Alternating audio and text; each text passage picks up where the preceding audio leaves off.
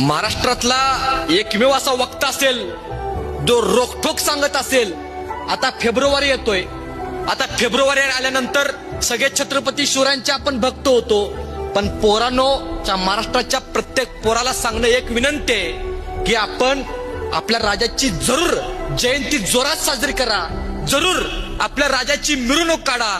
पण मिरवणुकामध्ये अशी गाणी लावा की किमान आपल्या आईला, घरातल्या माते समान असणाऱ्या माझ्या बहिणीला किमान आपल्या राजाची जयंती तरी बघावी वाटली पाहिजे. नाहीतर आम्ही गाणी लावतो, शीला जवान झाली, मुन्नी बदनाम झाली, पिंकी पैसेवाली झाली आणि आमच्याच आया बहिणीची आबरू गावच्या येशीवरती टांगायला सुरुवात केल्या.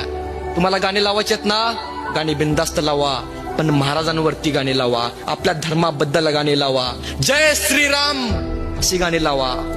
तर कुठंतरी अर्थ आहे.